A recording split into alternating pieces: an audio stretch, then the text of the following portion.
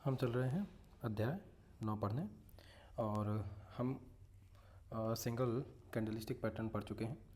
Multi candlestick pattern में भाग 2 की बात करने चल रहा हूँ। तो अभी जैसे हमने इंगल्फिंग पैटर्न देखा था और बुलिश इंगल्फिंग और बेरिश इंगल्फिंग, उसी तरीके से हम पढ़ने चल रहे हैं हरामी पैटर्न। हरामी पैटर्न एक्चुअली इससे पहले कि आप कुछ और सोचें, हम बता देते हैं कि हरामी शब्द हिंदी में इस्तेमाल होने वाले हरामी शब्द के लिए नहीं है, यह गर्भवती के लिए पुराना जापानी शब्द है। जब आप कैंडलस्टिक की बनावट देखते हैं तो आप इस नाम को समझ सकेंगे। हरामी 2 कैंडलस्टिक वाला पैटर्न है। इसमें पहली कैंडलस्टिक आमतौर पर लंबी होती है और दूसरी कैंडलस्टिक में एक छोटी रियल बॉडी होती है। दूसरी कैंडलस्टिक आमतौर पर पहली कैंडलस्टिक के रंग के विपरीत होती है, मतलब पहला अगर लाल है तो दूसरा हरा होगा। हरामी पैटर्न की उपस्थिति पर एक ट्रेंड में बदलाव संभव है। हरामी पैटर्न को 2 प्रकार के होते हैं, पहला तो बुलिश हरामी और दूसरा जो है बेरिश हरामी। अगर हम बात करें बुलिश हरामी की, तो बुलिश हरामी जैसे कि नाम से पता चल रहा है कि चार्ट के निचले सिरे पर दिखने वाले बुलिश हरामी एक बुलिश पैटर्न होगा और बुलिश हरामी पैटर्न की इंगल्फिंग पैटर्न मतलब कि इंगल्फिंग पैटर्न की तरह 2 दिन में विकसित होगी। नीचे दिए चार्ट में हम बुलिश पैटर्न क्या कहते हैं बुलिश हरामी पैटर्न को समझने की कोशिश करते हैं। जैसे कि यहाँ पर अगर हम ध्यान दें, जो हमने बुलिश इंगल्फिंग पैटर्न पढ़ा था या बेरिश इंगल्फिंग पैटर्न पढ़ा था, उसमें एक खास चीज़ क्या थी, ये उसी का बस विपरीत है। हम बुलिश इंगल्फिंग पैटर्न उसको कहते हैं जिसमें कि अगर मार्केट डाउन ट्रेंड में जा रहा हो और इसके बाद में यहाँ पर एक बुलिश इंगल्फिंग पैटर्न बने, जैसे कि यहाँ पर बना हुआ है। लेकिन इसमें अंतर क्या होगा कि पहली कैंडल लाल होगी, छोटी होगी, और दूसरी कैंडल हरी होगी या नीली होगी और बड़ी होगी। इस वाली कैंडल ने इस वाली कैंडल को ढक रखा होगा, इसी को हम कहते हैं बुलिश इंगल्फिंग। और उसी तरीके से अगर मान लो यहाँ कहीं पर एक पैटर्न बढ़ता है जिसमें कि मार्केट चढ़ रहा था और एक बेरिश इंगल्फिंग बना, मतलब कि बेरिश इंगल्फिंग का मतलब हो गया कि ये वाली जो कैंडल है ये हरी कैंडल होगी और ये वाली कैंडल जो है ये लाल कैंडल होगी। ये लाल वाली कैंडल जो होगी इसको ढके हुए होगी, इसी को हम कह देते हैं बेरिश इंगल्फिंग। उसी तरीके से इसी का अपोजिट होता है हमारा हरामी क्या कहते हैं बेरिश हरामी पैटर्न। इसमें अगर देखा जाए तो ये वाली जो कैंडल है ये कैंडल बड़ी कैंडल बनी है और इसके बगल वाली जो कैंडल है ये छोटी कैंडल बनी है। ये लाल थी और ये नीली थी। आगे हम समझते हैं पॉइंट से इसको। एक बुलिश हरामी पैटर्न के पीछे की सोच प्रक्रिया इस प्रकार से होती है कि बाजार मंदी में है और कीमतें नीचे गिर रही हैं, बेयर्स का बाजार पर पूरा नियंत्रण है। पैटर्न के पहले दिन मतलब कि P1 एक लाल कैंडल के साथ एक नया लो बनाता है जो बाजार में बेयर्स की स्थिति को मजबूत करता है। लेकिन पैटर्न के दूसरे दिन मतलब P2 बाजार पिछले दिन के बंद भाव से अधिक कीमत पर खुलता है और ओपन कीमत ऊपर देखकर बेयर्स घबरा जाते हैं क्योंकि वो उम्मीद करते रहे थे कि ओपन कीमत के नीचे जाएगा। अब बाजार ने P2 पर मजबूती हासिल की और तेज़ी के साथ बंद होने में सफल रहा। इस तरह एक नीला कैंडल बन गया, लेकिन P2 की क्लोज कीमत पिछले दिन मतलब P1 की ओपन कीमत से कम थी, जैसा कि हम यहाँ पर देख रहे हैं। ये वाला हिस्सा क्या कहा गया कि लेकिन P2 जो है इसकी जो क्लोज कीमत है पिछले दिन मतलब P1 की ओपन कीमत से कम थी। जाहिर सी बात है, हमारा जो P1 है इसका ओपन यहाँ पर हुआ था और जो हमारा दूसरा दिन का कैंडल है इसका क्लोज यहाँ पर हुआ है, तो इसका ओपन इसके क्लोज से ज़्यादा है। फिर बात करते हैं कि कीमत के उतार चढ़ाव में P2 को छोटी नीली कैंडल बनती है जो P1 की लंबी लाल कैंडल के भीतर दिखाई देती है। मतलब कि P2 को छोटी नीली कैंडल बनती है जो P1 को लंबी लाल कैंडल के भीतर दिखाई देती है। इसी को कहा जाता है कि जैसे ये गर्भवती कैंडल है, मतलब ये एक बड़ी कैंडल और एक ये छोटी कैंडल, तो इसको हम कुछ ऐसे बना लेते हैं। ठीक, अब अगर हम इसको समझना चाहें कि ये छोटी नीली कैंडल अपने आप में हानि रहित दिखती है, लेकिन वास्तव में घबराहट इस वजह से आती है कि ये बुलिश कैंडल अचानक से प्रकट होता है जबकि इसकी कोई उम्मीद नहीं थी। ये नीली कैंडल न केवल बुलिश को लॉन्ग जाने यानी खरीदारी का हौसला देती है बल्कि बेयर्स को भी परेशान करती है। उम्मीद यह है कि बेयर्स में डर और तेज़ी से फैलेगा और बुल्स को ताकत मिलेगी। इससे कीमतों में तेज़ी आएगी और इसीलिए स्टॉक पर खरीदारी करने या लॉन्ग जाने का समय है। हरामी के लिए ट्रेंड सेटअप यानी सौदा कुछ इस तरीके से होगा कि बुलिश हरामी बनने पर खरीदारी करनी है और रिस्क लेने वाले P2 कैंडल के क्लोज के करीब एक लॉन्ग ट्रेंड यानी खरीद का सौदा शुरू कर सकते हैं। और रिस्क लेने वाले जो जांचना होगा कि क्या P1 और P2 के एक साथ मिलकर एक हरामी पैटर्न बना रहे हैं। ये दो बातों से पता चलेगा कि जैसे पहले अलजीब बात करते हैं कि P2 का ओपन P1 के क्लोज से ऊपर होना चाहिए, मतलब P2 का ओपन P1 के क्लोज से ऊपर होना चाहिए। अब यहाँ पर इसी चीज़ को मैं फिर से बना देता हूँ कि इसको हमने थोड़ा सा बड़ा बनाया, ये हो गया और ये हो गया। अब क्या कहा गया है कि P2 का ओपन, मतलब कि P2 का ओपन जो है वो ये था और इसका क्लोज यहाँ हुआ था।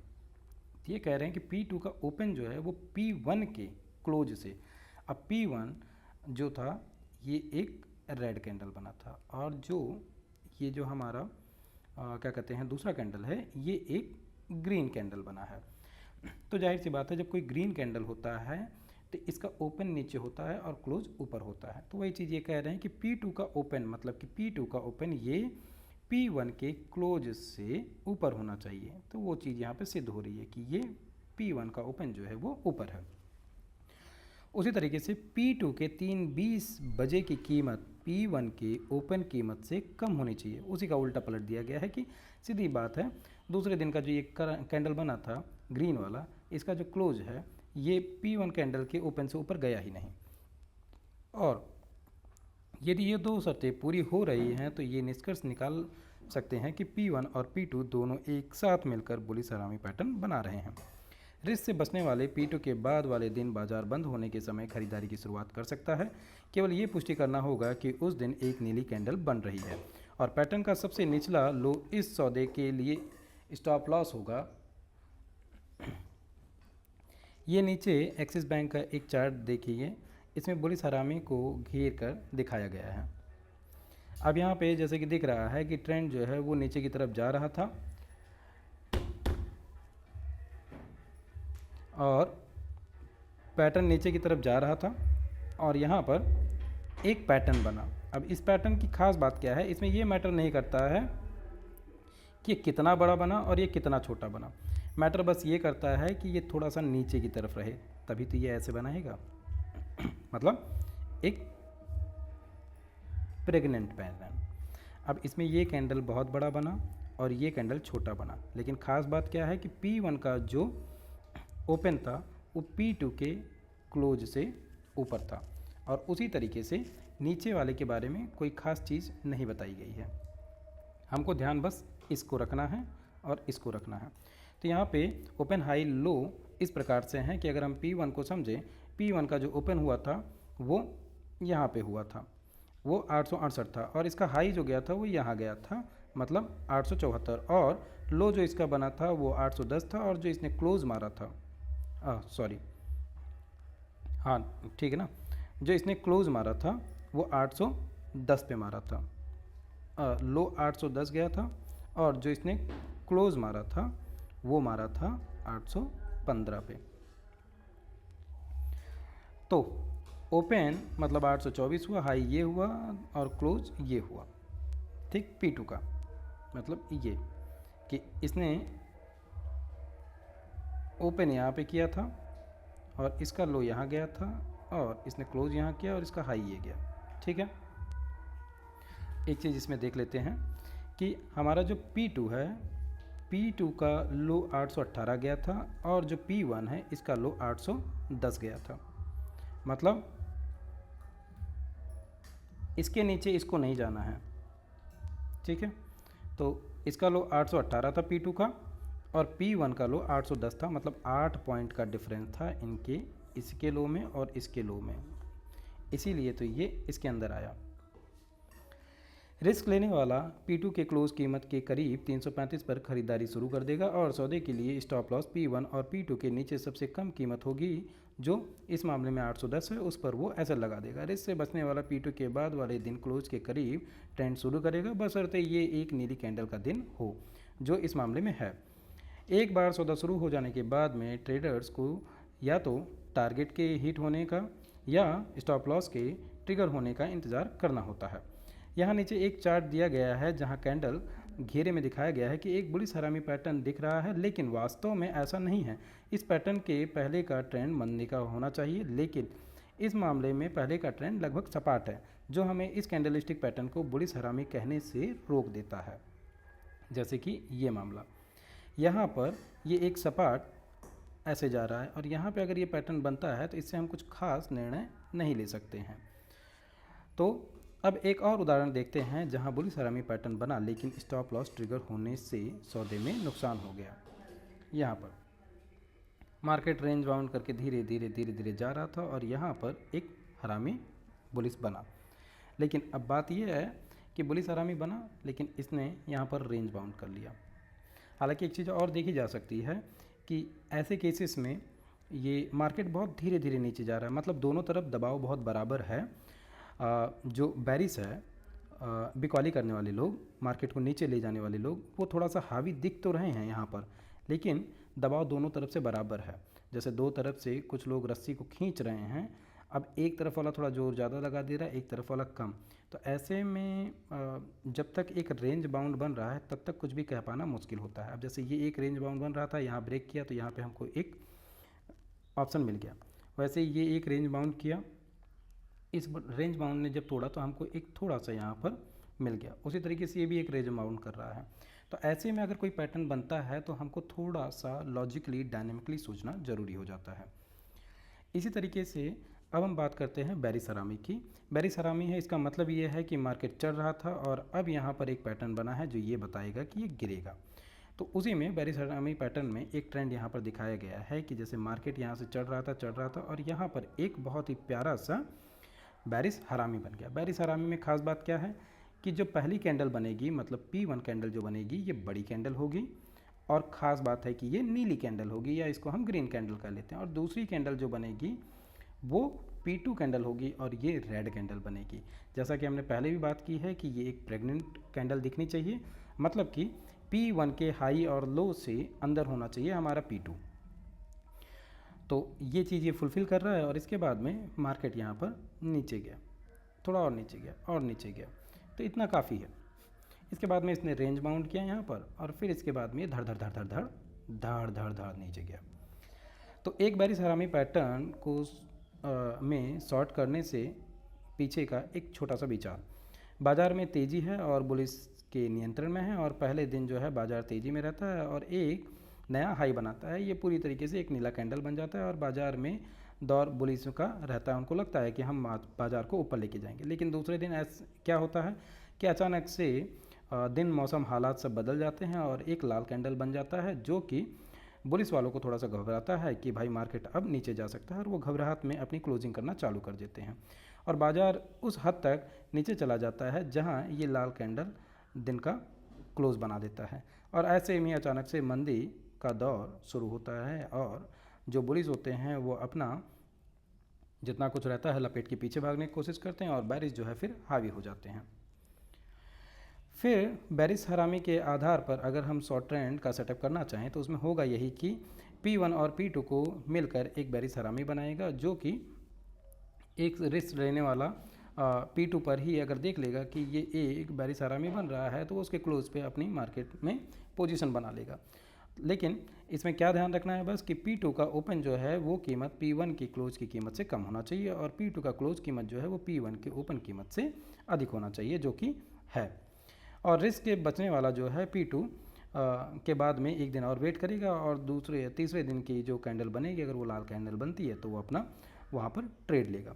इसी तरीके से P और 2 के बीच में सबसे ऊंचा हाई इस सौदे का स्टॉप लॉस बन जाएगा और बाकी जितना आप प्रॉफिट उसमें से निकाल पाएँ उतने दिन आप उस पर वेट करते रहिए। यहाँ पे एक IDFC लिमिटेड का चार्ट दिया गया है जिसमें ओपन हाई लो पर डिस्कशन किया गया है कि मार्केट जो है बहुत बुलिश था और अचानक से यहाँ पर एक हरामी बेरिश हरामी पैटर्न बन गया। अब बेरिश हरामी पैटर्न में अगर आप इसको देखेंगे ये चीज़, तो इसमें इस वाले की डंडी आपको थोड़ी सी बाहर निकली दिख रही होगी कि ये था और कुछ ऐसा बना हुआ है। लेकिन जैसा कि पैटर्न में कहा गया है कि हमको P1 का जो ओपन है इसको देखना है और P2 के हमको क्लोज को देखना है। P2 का क्लोज P1 के ओपन से अंदर नीचे होना चाहिए, उस चीज़ को ये फुलफिल कर रहा है। अगर हम यहाँ पे ग्राफ को देखें तो नीलापन जो है वो थोड़ा सा ऊपर है और रेड नीचे है, इसीलिए इसको हम एक बेरिस हरामी पैटर्न कह सकते हैं। और यहाँ पर भी जैसे ये जो होता है ये बॉडी का क्या कहते हैं कैंडल का शैडो होता है। कैंडल का शैडो ऊपर नीचे जा सकता है, मैटर ये करता है कि ओपन और क्लोज कहाँ गया, क्योंकि हम बॉडी को देखते हैं ना कि हम शैडो को देखते हैं। चार्ट पैटर्न में शैडो से हम ट्रेड पैटर्न नहीं बनाते हैं, हम बनाते हैं बॉडी से, क्योंकि शैडो कभी कभी बहुत ज़्यादा लंबा हो सकता है। जैसे अगर हम यहाँ पर देखें शैडो जो है वो करीबन बॉडी जो है उसके इर्द गिर्द में जाकर बना है, तो इसलिए हमको देखना होता है कि हम बॉडी को देखें। तो यहाँ पर अगर हम P1 की बात करें तो इसका ओपन जो है 124 पे हुआ था, P1 का ओपन 124 पे हुआ था, और अगर हम P2 का क्लोज देखें तो P2 का क्लोज जो है 124.80 पे हुआ है, 80 पे हुआ है। ये यहाँ पर थोड़ा सा नज़दीकी आ गई है। खैर, यहाँ पर हम देखते हैं कि ये हमको क्या समझाना चाहते हैं। रिस्क लेने वाला P2 को क्लोज कीमत के बाद 125 पर अपना ट्रेड शुरू कर देगा, और रिस्क से बचने वाला P2 के बाद में भी एक दिन का वेट करेगा, और अगर लाल कैंडल बनती है तो उसके हिसाब से वो अपना ट्रेड लेगा। लेकिन इस सौदे के लिए स्टॉप लॉस P1 और P2 के बीच में जो सबसे ऊपर वाला होगा उसी पर ले लिया जाएगा, मतलब 129। इन्होंने यहाँ पे कुछ खास तो नहीं बताया है, लेकिन P1 का जो ओपन है और P2 का जो क्लोज है इसमें बहुत ज़्यादा दूरी नहीं थी, इसलिए इसको एज अ बेरिस हरामी इन्होंने कंसीडर किया है। थोड़ा बहुत चलता है वाला टाइप का चीज़ हुआ। इस अध्याय की अगर हम मुख्य बातें करें तो हरामी पैटर्न दो ट्रेडिंग स्तरों मतलब P1 और P2 के बीच में बनता है, और पैटर्न का पहला दिन जो होता है एक लंबी कैंडल बनाता है, और पैटर्न के दूसरे दिन एक छोटी कैंडल बनती है, जो देखने में ऐसा लगता है कि मानो P1 की लंबी मोमबत्ती के अंदर घुसा दिया गया है। अब बुलिश हरामी पैटर्न मंदी के ट्रेंड के निचले सिरे पर बनता है, और P1 को एक लंबी लाल कैंडल बनती है और P2 को एक छोटी नीली कैंडल बनती है। यहाँ P2 के क्लोज के करीब खरीदे यानी लॉन्ग करने का मौका होता है, और जोखिम लेने वाले इसमें थोड़ा सा घबराते हैं। रिस्क से बचने वाला जो है वो P2 के एक दिन बाद में अपनी यहाँ पे पोजीशन बनाने के लिए बैठता है, अगर उसको वो पैटर्न उसी के हिसाब से मिल रही है तो। इसी तरीके से अगर बुलिश हरामी पैटर्न में स्टॉप लॉस की बात करें तो P1 और P2 का जो सबसे बीच में जो सबसे कम कीमत होगी वही इनका स्टॉप लॉस बन जाएगा। इसी तरीके से बेरिस हरामी में अगर हम बात करें तो मार्केट तेज़ी में था, और फिर P1 ने एक लंबी नीली कैंडल बना दी, इसके बाद में P2 ने एक छोटी लाल कैंडल बना दी, और यहाँ पर एक शॉर्ट ट्रेंड यानी कि बिकवाली का सौदा वाला माहौल बन गया है अगर P2 ने रेड कैंडल में क्लोज कर दिया। और इससे बचने वाला जो है P2 के बाद में भी एक दिन और वेट करेगा, अगर लाल कैंडल बनती है तो वो अपना यहाँ पर ट्रेड लेगा। बेरिस हरामी पैटर्न का स्टॉप लॉस P1 और P2 के बीच में जो भी सबसे ऊपर होगा उसी को हम SL मान के कर देंगे। तो यहाँ पे हमारा ये वाला अध्याय भी ख़त्म होता है। अब हम चलते हैं अध्याय नंबर 10 पर। अध्याय नंबर 10 में भी हम मल्टीपल कैंडलस्टिक पैटर्न पे ही बात करेंगे। इसमें जो आखिरी वाला हमारा कैंडल बता है उसकी बात करेंगे कि अंतिम दो कैंडलस्टिक पैटर्न जिनका हम अध्याय करेंगे वो हैं मॉर्निंग स्टार और इवनिंग स्टार। इससे पहले कि हम मॉर्निंग स्टार को समझें, हमें कीमत में उतार चढ़ाव के दो आम सिद्धांतों को समझने की ज़रूरत है, गैप अप ओपनिंग और गैप डाउन ओपनिंग। एकदम सही बात है, कभी कभी मार्केट यहाँ पर क्लोज हुआ रहता है और अचानक से यहाँ पर खुल जाता है या यहाँ पर खुल जाता है। तो हमारे ये जो दो कैंडल पैटर्न्स हैं मॉर्निंग और इवनिंग स्टार, ये दोनों स्टार हैं। अगर मार्केट गैप में आता है तो हमें उसके बारे में इन्हीं से जानकारी मिलेगी। तो गैप एक सामान्य शब्द है जिसका उपयोग गैप अप और गैप डाउन दोनों को बताने के लिए किया जाता है। बाजार में कीमत के उतार चढ़ाव की एक आम गतिविधि होती है, लेकिन दैनिक चार्ट पर गैप तब होता है मैम जब स्टॉक बंद तो एक अलग कीमत पे हुआ था, लेकिन अगले दिन एक कदम ही अलग कीमत पर बड़े बदलाव के साथ खुलता है। तो आखिर गैप है क्या? गैप अप ओपनिंग अगर हम कहें तो गैप अप मतलब कि चढ़ाव में गैप मार के ओपन हो गया। गैप अप ओपनिंग बाजार में खरीदारों के तेज़ी के मोड़ को दिखाता है। ये बताता है कि खरीदार पिछले दिन के क्लोज से अधिक कीमत पर स्टॉक खरीदने के लिए तैयार बैठे हुए हैं, और खरीद के इस मोड़ के कारण ही स्टॉक या इंडेक्स जो है पिछले दिन के क्लोज से काफ़ी ऊपर खुलता है। और उदाहरण के लिए जैसे ABC लिमिटेड की क्लोज कीमत सोमवार को 100 रुपये थी और सोमवार को बाजार बंद होने के बाद में ABC लिमिटेड ने अपने तिमाही परिणामों की घोषणा कर दी। नतीजे इतने अच्छे हैं कि मंगलवार की सुबह खरीदारी किसी भी कीमत पर इस स्टॉक को खरीदने के लिए तैयार है और इसी वजह से स्टॉक की कीमत उछाल कर सीधे 104 रुपये हो जाती है। हालांकि 100 और 104 की रुपये की कीमत के बीच में ट्रेडिंग नहीं हो रही थी, फिर भी स्टॉक 104 तक उछल गया। इसे गैप अप ओपनिंग कहा जाता है और गैप अप ओपनिंग तेजी का मोड़ दिखाता है। अब नीचे एक चित्र में हम समझते हैं कि गैप अप असल में हो कैसे रहा है। जैसे यहाँ पर मार्केट ने क्लोज तो यहाँ पे किया था लेकिन ओपन यहाँ पे हुआ, तो इनके बीच में इतना गैप आ गया। वैसे ही मार्केट यहाँ क्लोज किया और ओपन यहाँ हुआ तो ये एक गैप आ गया। उसी तरीके से यहाँ पे क्लोज हुआ था और यहाँ पे ओपन हुआ तो यहाँ पर भी एक गैप अप आ गया।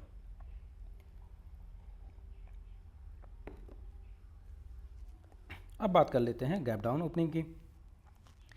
गैप अप ओपनिंग की तरह ही गैप डाउन ओपनिंग भी बाजार के उत्साह को दिखाता है, लेकिन बेचने वाले यानी बेयर्स के उत्साह को बताता है। ये बताता है कि बेयर्स बेचने के लिए इतने उत्सुक हैं कि वो पिछले दिन की तुलना में काफ़ी कम कीमत पर बेचने को तैयार बैठे हुए हैं। और ऊपर दिए गए उदाहरण में यदि तिमाही परिणाम खराब होते हैं तो बिकवाल स्टॉक से छुटकारा पाना चाहेंगे और इसीलिए मंगलवार को बाजार 100 रुपये की कीमत के बजाय स्टॉक सीधे 95 पर खुल सकता है। इस मामले में भी हालांकि 100 और 95 रुपये के बीच कोई ट्रेडिंग नहीं हुई थी, फिर भी स्टॉक 95 रुपये तक गिर गया। गैप डाउन मंदी के मोड़ को दिखाता है। अगर हम नीचे समझना चाहें तो यहाँ पर जैसे यहाँ पर हमारी क्लोजिंग हुई थी और ओपनिंग यहाँ पर हुई, ये एक बहुत ही बड़ा गैप डाउन था। अब हम समझते हैं हमारे पहले पैटर्न को कि मॉर्निंग स्टार हम कब कह रहे हैं और मॉर्निंग स्टार क्या बता रहा है हमको। अगर मॉर्निंग स्टार एक बुलिश कैंडलस्टिक पैटर्न है तो बुलिश का मतलब मार्केट यहाँ से ऊपर जा सकता है। मॉर्निंग स्टार अगर एक बुलिश कैंडलस्टिक पैटर्न है तो 3 दिन में विकसित होता है। 3 दिन लगते हैं। ये डाउन ट्रेंड रिवर्सल पैटर्न मतलब डाउन ट्रेंड रिवर्सल पैटर्न है, यानी मंदी के थमने और तेज़ी के आने का संकेत देने वाला पैटर्न। ये पैटर्न लगातार 3 कैंडलस्टिक को मिलाकर बनता है। मॉर्निंग स्टार मंदी के ट्रेंड के निचले सिरे पर दिखाई देता है और नीचे के चार्ट में मॉर्निंग स्टार को घेर कर दिखाया गया है। जैसे मार्केट नीचे जा रहा था और यहाँ पर एक कैंडल ये, एक कैंडल ये, एक कैंडल ये 3 कैंडल अगर बने तब हमको ये साइन मिल गया कि भैया ये जो है ये है मॉर्निंग स्टार पैटर्न और ये मार्केट को अब ऊपर ले जाने के लिए बता रहा है। मॉर्निंग स्टार पैटर्न में 3 कैंडलस्टिक एक खास क्रम में शामिल होते हैं। पैटर्न ऊपर चार्ट में घेर कर दिखाया गया है। मॉर्निंग स्टार के पीछे की सोच क्या है उसको हम समझते हैं।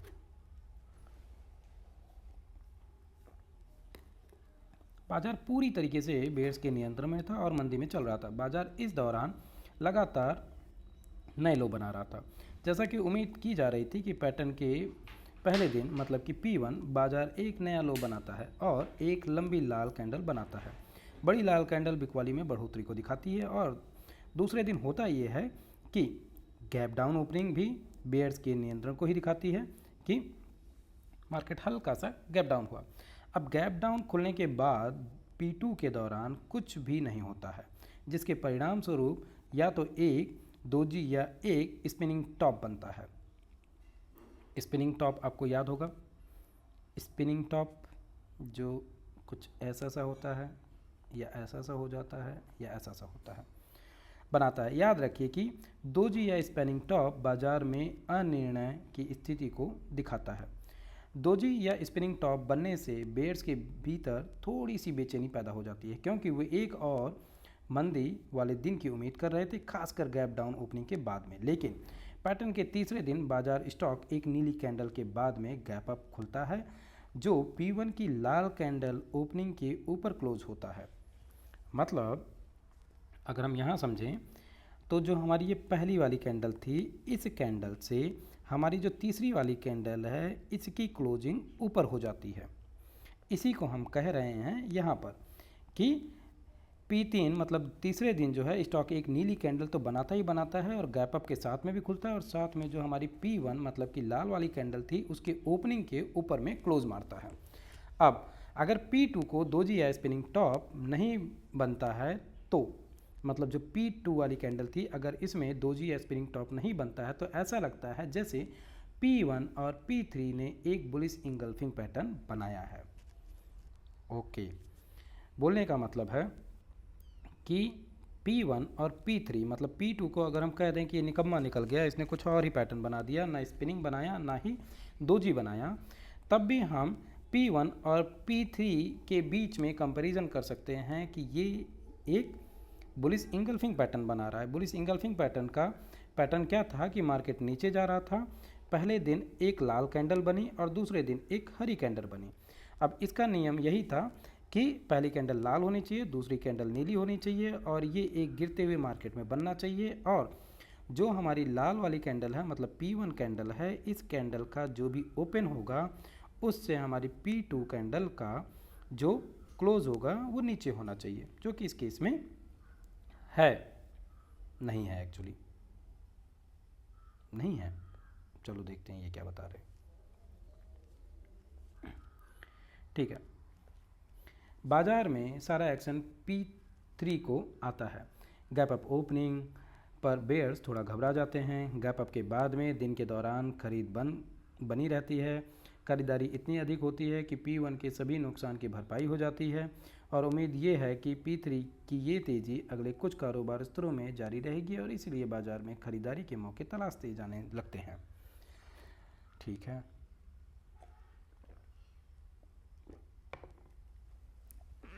ठीक है। तो एक और दो कैंडलस्टिक पैटर्न के विपरीत रिस्क लेने वाले और रिस्क बचने वाले दोनों ही ट्रेडर्स अपने ट्रेड P3 पर ही शुरू कर सकते हैं। मॉर्निंग स्टार पैटर्न के आधार पर ट्रेड करते समय चौथे दिन पर पैटर्न की पुष्टि की प्रतीक्षा करना आवश्यक नहीं है। मतलब ये तीन अगर बन गए, मार्केट को ऊपर जाना है अगर ये बेरिश थे। मॉर्निंग स्टार के लिए लॉन्ग ट्रेड सेटअप यानी खरीदी का सौदा कुछ इस तरीके से किया जाएगा कि P3 की जो भी क्लोजिंग 320 के करीब एक लॉन्ग ट्रेंड आरंभ करेगी, यह सुनिश्चित करने के बाद में P1, P2 और P3 एक साथ मिलकर मॉर्निंग स्टार बना रहे हैं। मॉर्निंग स्टार के बनने की पुष्टि करने के लिए निम्नलिखित शर्तें पूरी होनी जरूरी है कि P1 एक लाल कैंडल होना चाहिए, गैप डाउन ओपनिंग के साथ में P2 को या तो एक दोजी या एक स्पिनिंग टॉप बनाना ही होगा और P3 को गैप अप ओपनिंग होनी चाहिए।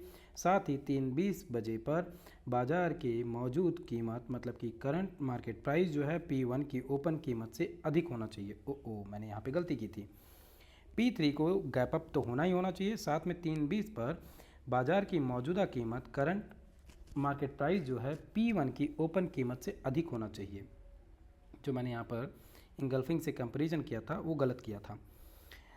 P1 कैंडल लाल होनी चाहिए और P2 जो है वो दोजी या क्या कहते हैं स्पिनिंग टॉप होना चाहिए और P3 जो है ये एक ग्रीन कैंडल तो होनी चाहिए और इसकी जो क्लोजिंग होगी वो P1 के ओपन से ऊपर होनी चाहिए। ये थी मामला। ठीक है, पैटर्न में सबसे नीचे लो इस सौदे के लिए एक स्टॉप लॉस की शुरुआत करेगा। इवनिंग स्टार की अगर हम बात करें तो इवनिंग स्टार को अंतिम कैंडलस्टिक पैटर्न है जिसे हम इस मॉड्यूल में सीखेंगे। इवनिंग स्टार भी मॉर्निंग स्टार के जैसा ही होता है, बस ये मंदी का पैटर्न है।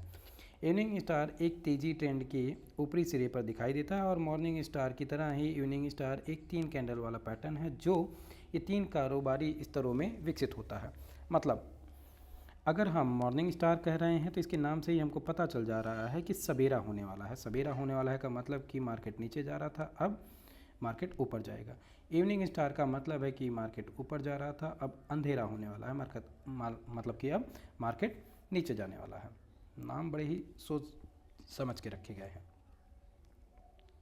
अब जो भी हमने अभी मॉर्निंग स्टार में पढ़ा था उसी का हमको यहाँ पर लगभग उल्टा कर देना। अभी के लिए हम खाली चार्ट पैटर्न को देख लेते हैं कि मार्केट एक बुलिश पैटर्न में था। यहाँ पर P1 बना, P2 बना और P3 बना। अब P1 को अगर हम देखें तो ये एक ग्रीन कैंडल बनी थी, P2 एक दोजी बनाया हुआ है और P3 जो है वो एक लाल कैंडल बनाया हुआ है और P3 की जो क्लोजिंग हुई है वो P1 के ओपन से नीचे हुई है। इस चीज़ को ये कंफर्म कर रहा है। चलिए समझते हैं कि इवनिंग स्टार पर शॉर्ट करने के कारण इस प्रकार से होंगे कि बाजार पूरी तरीके से बुलिश के नियंत्रण में था और तेज़ी का मूड पूरी तरीके से बाजार में बना हुआ था। इसी तेज़ी के दौरान में जो है स्टॉक का एक नया पैटर्न बना। उम्मीद के मुताबिक ही पैटर्न ने पहले दिन P1 के दिन में एक लाल ऊंची कैंडल बनाई जो कि एक नया हाई बनाता है और दिन के हाई के पास में बंद हो जाता है और P1 में बनी एक लंबी नीली कैंडल भी खरीद में बढ़ोतरी दिखाती है। पैटर्न के दूसरे दिन P2 को बाजार गैप अप खुलता है और बाजार में बुल्स के रुख की फिर से पुष्टि करता है, लेकिन इस उत्साह के बाद में बाजार स्टॉक हिलता नहीं है और एक दोजी स्पिनिंग टॉप बनाकर बंद हो जाता है। P2 के इस खराब क्लोज से बुलिस को थोड़ी सी घबराहट होती है, जैसा कि यहाँ पर दिख रहा है। अब पैटर्न के तीसरे दिन बाजार नीचे की ओर खुलता है और लाल कैंडल में आगे बढ़ता चला जाता है और लंबी लाल कैंडल बनाती है कि बेयर्स बाजार का नियंत्रण ले रहे हैं और P3 को कीमतों में फेरबदल बुल्स में घबराहट की स्थिति पैदा कर देता है और उम्मीद ये थी कि बुल्स में घबराहट रहेगी और इसीलिए अगले कुछ कारोबारी स्तरों में मंदी बनी रहने की संभावनाएं बन जाती हैं और ऐसे में शॉर्ट के लिए मौके तलाशे जाने लगते हैं। अब इवनिंग स्टार के लिए ट्रेंड सेटअप कुछ इस प्रकार से होगा कि P3 की शाम में 3:20 पर अगर बाजार बंद होने के करीब शॉर्ट करें।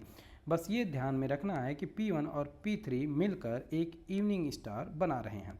इसके लिए P3 को इवनिंग स्टार के बना है, इसकी पुष्टि करने के लिए P1 को एक नीली कैंडल होनी चाहिए, P2 को गैप अप ओपनिंग देना चाहिए और एक दोजी या स्पिनिंग टॉप बनी होनी चाहिए और P3 को गैप डाउन ओपनिंग के साथ में एक लाल कैंडल बनना ही चाहिए। साथ में P3 को 3:20 बजे पर जो करंट प्राइस हो वो P1 की कीमत से कम होनी चाहिए और रिस्क लेने वाला और रिस्क से बचने वाला दोनों ही ट्रेडर को P3 पर ट्रेड शुरू कर सकते हैं, उसमें कोई भी दिक्कत नहीं है। और इस ट्रेड के लिए स्टॉप लॉस जो होगा P1, P2 और P3 का जो सबसे ऊपरी स्तर होगा वही SL बन जाएगा।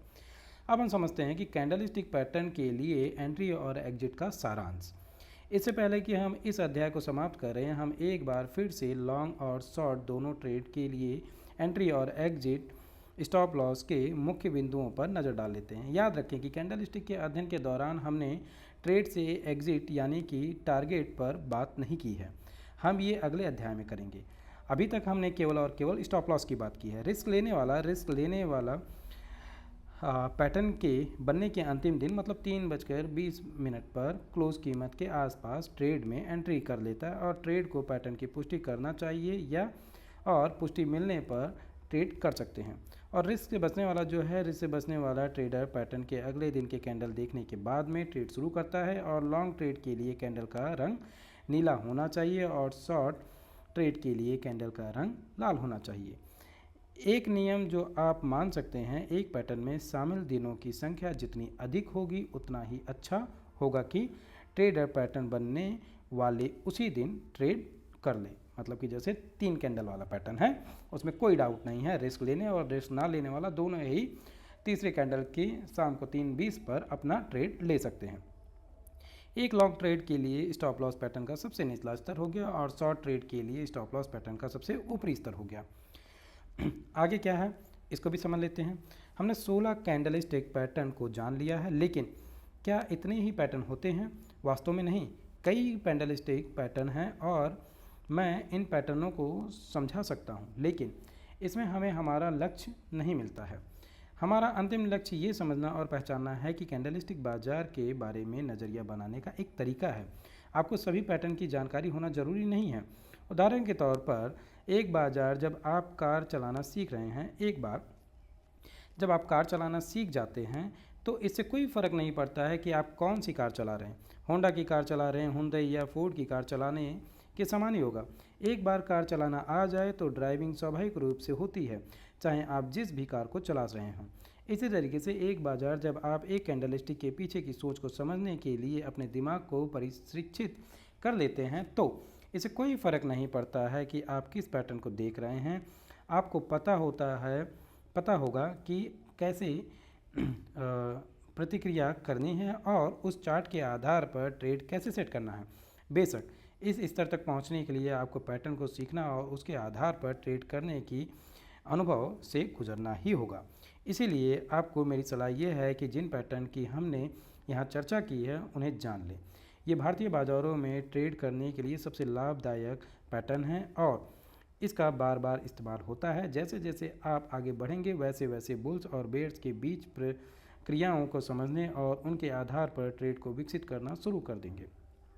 ये कैंडलस्टिक को अध्ययन करने का सबसे अच्छा तरीका है।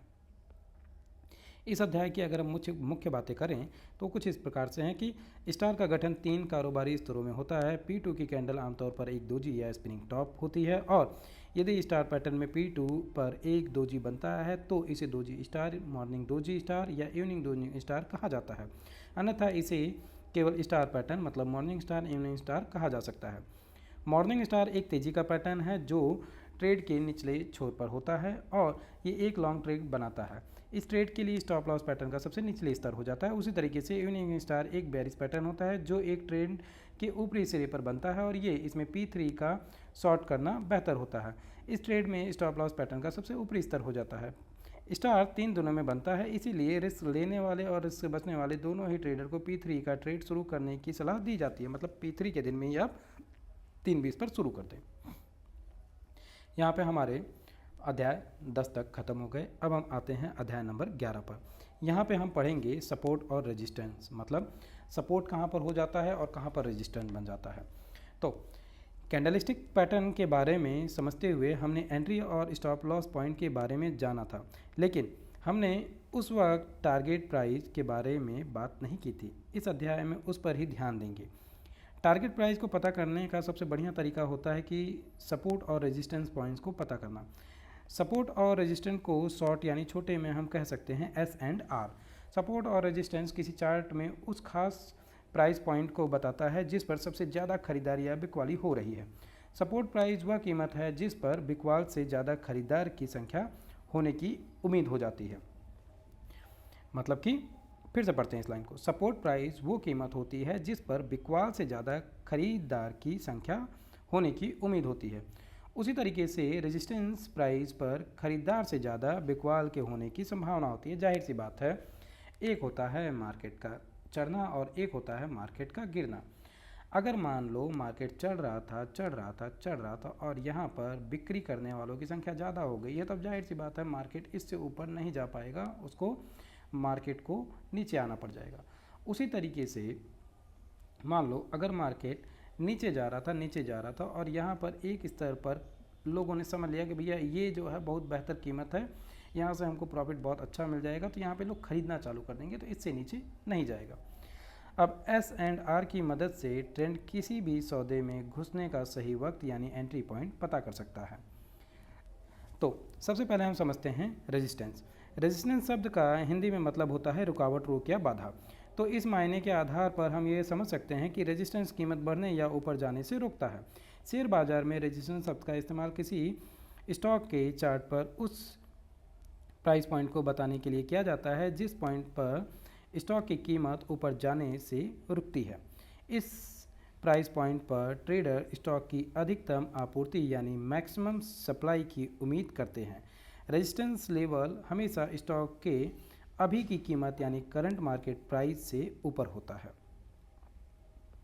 जैसे कि यहाँ पर इन्होंने एक पैटर्न बताया है। अब नीचे एक अंबुजा सीमेंट लिमिटेड का चार्ट है। क्षैतिज अक्ष रेखा यानी हॉरिजॉन्टल लाइन चार्ट पर 215 रुपये पर मिलती है। यही अंबुजा सीमेंट का रेजिस्टेंस लेवल है। कहाँ पर प्राइस है 215 रुपये। 215 रुपये पे हमें ये पैटर्न मिल रहा है कि यहाँ पर बार बार मार्केट आ रहा है और गिर रहा है। मैंने जानबूझकर इस चार्ट का ज़्यादा डेटा पॉइंट डाला है जिसकी वजह से थोड़ी ही देर में बताई जाएगी, लेकिन उसके पहले ये चार्ट देखते हुए आपको दो चीज़ों पर ध्यान देना होगा। पहला रेजिस्टेंस लेवल और दूसरा, एक मिनट और अभी पढ़ना बहुत बाकी है। ओके, मुझे इसको यहाँ पर रोकना पड़ेगा।